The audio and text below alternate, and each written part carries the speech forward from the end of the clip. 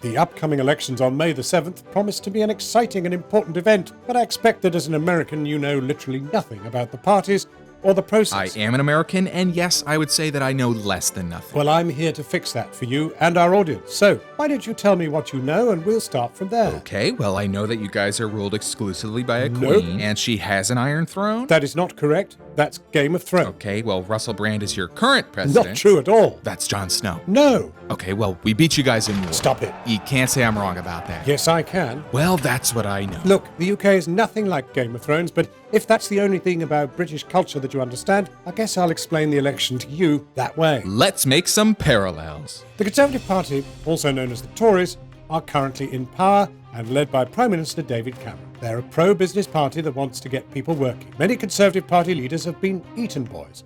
That doesn't mean they've been consumed, it means they've attended the upper-class boarding school known as Eton. Oh, so they're like rich douchebags. No, but you'd probably compare them to, like, House Lannister in Game of Thrones. Oh, so they're like incestuous alcoholic douchebags. No.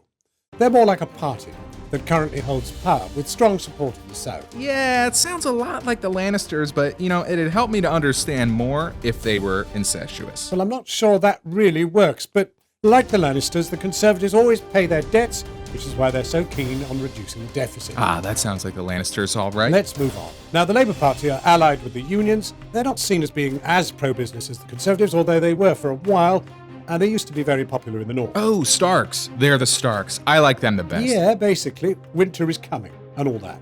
They're pro-Europe and supporters of the UK's National Health Service. They were in power for 13 years before the Conservatives came along, and there's a bit of dynasty aspect to them with brothers Ed and David Miliband, who faced off to be leader. Let me ask you this. Do they have wolves? No, they don't have wolves. Have they thought about introducing wolves? Not to my knowledge. Which party has wolves? Don't think any of the parties employ wolves. You're losing me. I'm losing interest. Well, but- Let's move on. So you have the SNP, the Scottish National Party. They want ultimately independence. Sounds like the Wildlings to me. Well, that seems a tad far. The Wildlings are like crazy hill people who wear jackets made of bones. The SNP are just Scottish people who want an independent Scotland. They are anti-austerity, which means they're very different to the current government. Are they from the north? Well, yes, Scotland is in the north, but... Do they all have red beards? No, not all, but I'm sure a few have. Wildlings next. Move on. Okay, well, there's UKIP. The Pokemon. No, UKIP stands for UK Independence Party. It's basically built around leader Nigel Farage. What is that? What is that? That's Nigel. Nigel's your sort of neighbourhood pub-going everyman. He's had some success with European Parliament elections. He sounds like Walder Frey, that creepy dude from the Red Wedding. Yeah, Nigel's divisive.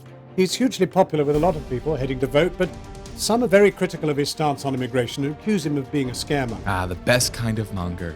You know, I'm really starting to get a grip on this whole political process. Let's keep going. Here's one you can't tie a house to. They're the Tyrells. I haven't even described them yet. Tyrells. Okay, well, they're currently in government with the Conservatives. Like the Tyrells and the Lannisters. And they've managed to contain the Conservatives a bit and curtail some of their right-wing policies. Joffrey, Marjorie, got it. Yes, sure. Then you've got Nick Clegg, who was very popular among the people in 2010, although not anymore, as some who voted Lib Dem say they were let down. Well, they loved him once and the people love Marjorie. It's the Tyrells. That's them. Why are we still talking about this? Plaid Cymru. Stupid name. Well, it's a different language and you're an idiot. Gotcha. That one's on me. Plaid Cymru is keen to preserve the Welsh language and culture. The old ways. They're anti-austerity. Preserving culture, pro-government support. Sounds like the Night's Watch. You know, that does kind of make sense. Definitely. They have a weird name. They preserve languages and books or whatever, and they're all celibate. Well, no, not celibate. We'll move on. Greens, I'm just going to give to you. They're the Dothraki, all right? They're led by Natalie Bennett, who originally hails from Australia, a land across the sea. Khaleesi. And they're pro-worker and anti-corporate. Well, that really worked out well. The only snag is that the Dothraki aren't exactly environmentalists. Horse hearts are organic, right? True. What's left then? The Northern Irish wolves. Party. Lots of howling, never sure where they are. No. Let's stop that. Let's just say that they have the real Game of Thrones there. This has really worked out, and I've learned a lot. You know, it really has. So then I guess I'm ready to vote. Well, you can't vote. I vote for the wolves!